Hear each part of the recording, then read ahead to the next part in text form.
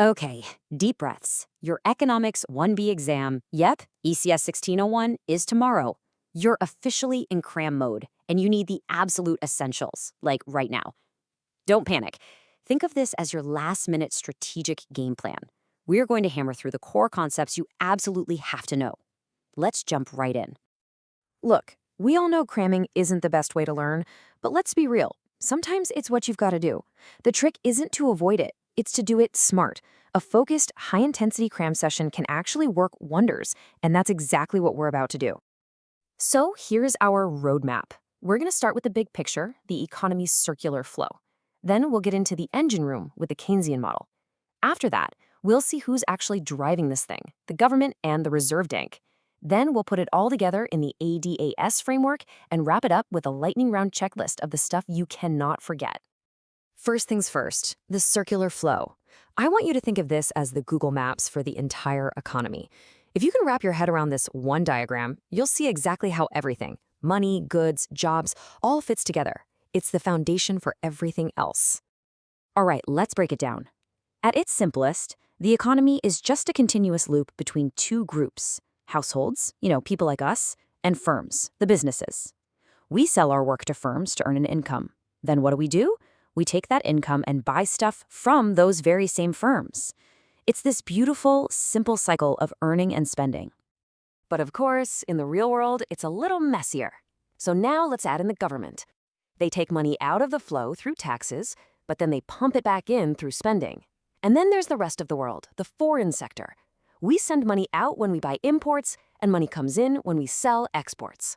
Now, with all four players, we have the complete picture.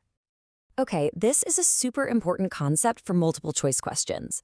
All that movement of money boils down to two things: injections and leakages. Injections add money to the circle. Think government spending, investment, and exports. Leakages remove money from the circle, like when we save, pay taxes, or buy imports. The big takeaway for your exam: for the economy to be in balance, injections have to equal leakages. Simple as that. So, if this circular flow is the map, the Keynesian model is the engine. This part is absolutely critical, guys. It's all built on one massive idea. Spending is what makes the economy go round. If you remember one thing from this whole section, make it this. According to John Maynard Keynes, the total amount of spending in an economy is what decides everything else: how much we produce and how much income we all earn. If spending goes up, the economy grows. If spending goes down, it shrinks. It all comes back to spending. So how do we track that total spending? With this formula, you absolutely have to memorize this. Total spending equals C plus I plus G plus X minus Z. It's just adding up all the spending from four groups: consumers like us, C; businesses investing, I; the government, G; and finally, net exports, which is what we sell minus what we buy from other countries.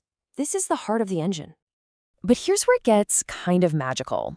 How is it possible that if the government spends 1 rand, it can actually create more than 1 rand of income in the economy? The answer is something called the multiplier, and trust me, it's going to be on your exam. They call it the multiplier effect. Just picture this. The government spends 100 rand building something. A worker gets that 100 rand. She probably saves a little bit, say 20 rand, but then spends the other 80 at a local shop. Well, now that 80 rand is the shopkeeper's income. He saves a little, spends the rest. You see the chain reaction? That first 100 rand gets spent over and over again, multiplying its impact as it ripples through the economy. Okay, so if spending drives the whole economy and it has this crazy multiplier effect, then who's in charge of it? Well, that brings us to the two main control panels for the economy: fiscal policy and monetary policy. This slide nails the difference. On one side, you've got fiscal policy. That's the government's playground. Their tools are government spending and taxes. On the other side is monetary policy. This is run by the South African Reserve Bank, or the SARB, and their big main tool is called the repo rate. So let's say the economy is sluggish and the government wants to give it a kickstart. That's called expansionary fiscal policy. They've got two main moves. They can either increase their own spending, which directly injects cash into the flow, or they can cut our taxes, which leaves more money in our pockets to go out and spend. Now, what about the SARB? If they want to boost the economy, they use expansionary monetary policy. Their go-to move is to cut the repo rate. Why? because that makes it cheaper for banks to borrow money, and in turn, they make loans cheaper for all of us. Cheaper loans mean more people and businesses are likely to borrow money to spend and invest. All right, time to put all these pieces together into one big picture. This is the master diagram of macroeconomics, the aggregate demand, aggregate supply model, or just ADAS. This is where we see how all these forces crash into each other. Don't get intimidated by the name. The ADAS model is really just a simple graph. The up and down axis measures the overall price level. Think of it as inflation. The side-to-side axis measures real GDP. That's the total amount of stuff the whole country is producing. This graph lets us see how policies affect both prices and economic growth at the same time. For the exam, you've got to know what moves the curves. The aggregate demand curve is all about total spending. So if any of those things from our formula go up, consumer spending, investment, government spending, or exports, the whole AD curve shifts to the right. Basically, any expansionary policy we just talked about shifts AD right. Now, the aggregate supply curve, that's a different story. It's all about how much businesses can produce and what it costs them to do it. So if good things happen for businesses, like the price of oil drops, or we get some new technology, or more people enter the workforce, they can produce more, and the AS curve shifts to the right.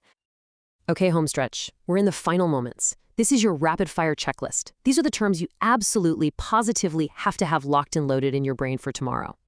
First step, the multiplier. Just remember the core idea. One person's spending is another person's income. Because of that ripple effect, any new spending in the economy ends up creating a much, much bigger final impact on national income. And second, the repo rate. This is the SARB's #1 tool. It's the interest rate they charge banks. When the repo rate goes down, borrowing becomes cheaper for everyone, which encourages more spending. It's the main lever for monetary policy. And now, for my most important bit of advice. Seriously, at some point tonight, just stop. Put the books away. Your brain needs time to process and file away everything we just covered. I promise you, a good night's sleep will help you more than another 3 frantic hours of studying. So I'll leave you with one final thought to ponder as you drift off to sleep. We've talked about the government's tools and the SARB's tools. Which one do you think actually works faster? A big government spending project or a cut in the repo rate? There's no single right answer, but thinking through the process is the best revision you can do. Now go get some rest. You're going to do great. Good luck.